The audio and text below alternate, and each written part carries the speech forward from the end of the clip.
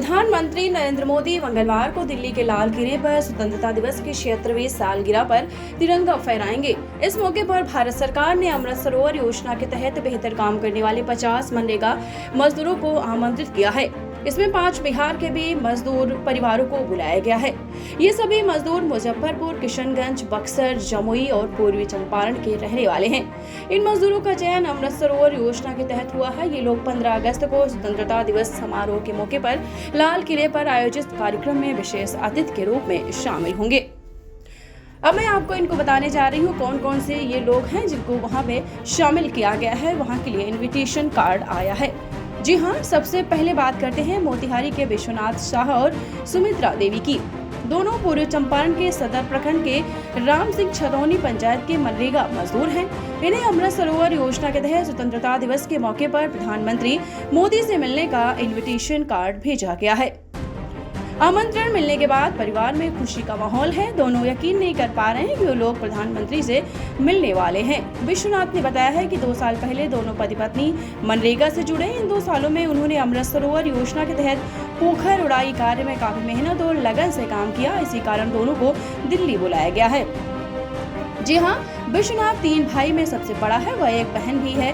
परिवार बेहद गरीबी से गुजरा है। पिता दिव्यांग थे, इसलिए घर का सहारा उन्हें बनना था। ये कारण था कि घर का बेटा होने के कारण समय से पहले ही उनके कंधे पर जिम्मेदारियां आ गई। उन्होंने पढ़ाई छोड़ घर चलाने के लिए बचपन से ही मजदूरी शुरू कर दी। कई बार तबीयत खराब होने की वजह से काम पर नहीं जा पाते थे, जिसके चलते कभी कभी घर का चूल्हा तक नहीं चलता था। इस दौरान उनके पिता की मौत हो गई। पिता का निधन हुआ तो घर के साथ साथ बहन और भाई की शादी की जिम्मेदारियां भी उठाई, लेकिन भाइयों ने आगे चलकर उनका साथ छोड़ दिया। वे लोग घर का बंटवारा कर अलग हो गए। विश्वनाथ और सुमित्रा के 4 बच्चे हैं, 2 बेटा और 2 बेटी। चारों की पढ़ाई की जिम्मेदारी बढ़ी तो घर चलाने में परेशानी होने लगी। फिर उनकी पत्नी ने भी मनरेगा में काम करने का फैसला किया। सुमित्रा ने बताया है कि जब वह शादी करके आई थी तब झोपड़ी में रहते थे। पति की जब तबीयत खराब होने लगी तो घर में खाने पीने की दिक्कतें होने लगी, जिसके बाद उन्होंने भी पति के साथ मजदूरी करना शुरू कर दिया है। जी हाँ, अब बात करेंगे मुजफ्फरपुर के बालेंद्र पासवान और उर्मिला देवी की। मुजफ्फरपुर के कुढ़नी प्रखंड के पड़ैया निवासी उर्मिला देवी और बालेंद्र पासवान के पास एक कमरे वाला करकट का घर है। इसमें वो अपने 4 बच्चों के साथ रहते हैं। घर की आर्थिक स्थिति भी ठीक नहीं है। जी हाँ, कर्ज ना चुका पाने के कारण दोनों घर के लोगों के साथ गाली गलौज भी लोग बगल वाले करते थे। बड़े बेटे से देखा नहीं गया और घर छोड़कर बाहर कमाने चला गया। जी हाँ, दीक्षांत एडुटेक लाया है दीक्षांत ई लर्निंग ऐप। बने दीक्षांत का चैनल पार्टनर और अर्न करें लाखों रुपए प्रति महीने। चैनल पार्टनर बनने के लिए विजिट करें www.dikshans.com।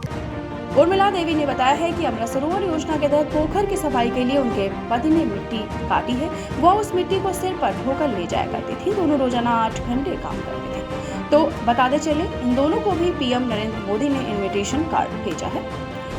आपको बता दें इन लोगों का चयन कैसे हुआ है। पंचायत समिति सदस्य मुन्ना कुमार सिंह ने बताया है कि अमृत सरोवर योजना के तहत करीब 1 साल पहले पूरे जिले में 50 तालाब बनाने के निर्देश दिए गए थे, जिन्होंने भी पीओ के द्वारा पड़ैया गांव में तालाब बनाने के निर्देश दिए।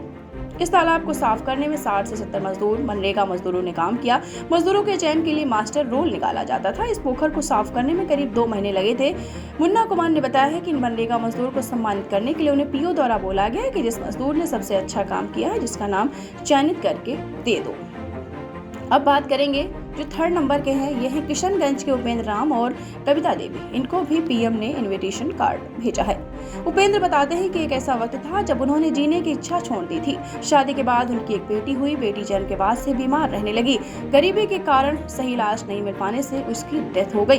कुछ साल बाद उन्हें एक बेटा भी हुआ। 3 साल बाद उन्हें 2 जुड़वा बच्चे भी हुए, लेकिन बाद में इसमें से एक बच्चे का देहांत हो गया। बेटी के बाद बेटे की मौत के सदमे ने दोनों ने उपेंद्र को तोड़ कर रख दिया। जी हाँ, बात करेंगे अब जो 4थे नंबर के हैं, जमुई के हैं शत्रुघ्न माझी और कपिला देवी। इनको भी पीएम ने इन्विटेशन कार्ड भेजा है। जमुई के इंदपे गांव के निवासी शत्रुघ्न माझी और कपिला देवी 5 बच्चों के साथ एक कमरे वाले घर में रहती हैं। इन दोनों को भी स्वतंत्रता दिवस के मौके पर पीएम ने दिल्ली बुलाया है। इनके परिवार में 7 लोग हैं, जैसे तैसे एक ही कमरे में जीवन व्यतीत करते हैं। अब बात करेंगे जो 5वें नंबर के हैं, वो है बक्सर के विश्वनाथ राम और मीना देवी। बक्सर के खनीता गाँव के निवासी विश्वनाथ राम और उनकी पत्नी मीना देवी ने 210 रुपए की मजदूरी पर 42 दिन तक अमृत सरोवर योजना काम किया, अब वह दिल्ली जाने की तैयारी में लगे हैं। विश्वनाथ राम कभी दिल्ली गए ही नहीं। इसको लेकर वह परेशान है कि अगर कोई रहेगा नहीं तो लाल किला तक वो कैसे पहुंच जाएंगे। जी हाँ, विश्वनाथ के भी जीवन में बहुत दर्द भरे हादसे हुए हैं। विश्वनाथ राम ने बताया है कि शुरू से मजदूर परिवार में जन्म लेने के कारण कुछ ज़्यादा उम्मीदें नहीं थी। अपने बराबरी में ही अपनी बेटी की शादी धूमधाम से की, लेकिन 4 महीने पहले 11 अप्रैल को 21 वर्षीय उनके दूसरे बेटे बबलूराम की हार्वेस्टर पलटने से मौत हो गई। इसलिए उनका जो जीवन है अभी तक पूरा दुख से ही बीता है। दीक्षांत एडुटेक लाया है दीक्षांत डिजिटल क्लास। दीक्षांत डिजिटल क्लास का उपयोग कर छात्र बना सकते हैं पढ़ाई को बेहद आसान और मजेदार। दीक्षांत डिजिटल क्लास को स्कूल में बैठकर देखना है तो पेन ड्राइव और स्मार्ट टीवी बनेगा सही माध्यम। चलिए अब ये भी जानते हैं कि दीक्षांत डिजिटल क्लास का फी स्ट्रक्चर क्या होगा।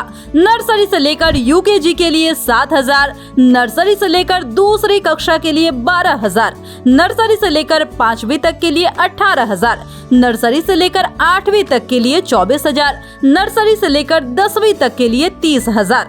अगर आपको डेमो करना है तो उसके लिए आप दीक्षांत डिजिटल क्लास के YouTube चैनल को विजिट कर सकते हैं। हमारे YouTube चैनल को सब्सक्राइब और Facebook पेज को लाइक करना ना भूलें। धन्यवाद।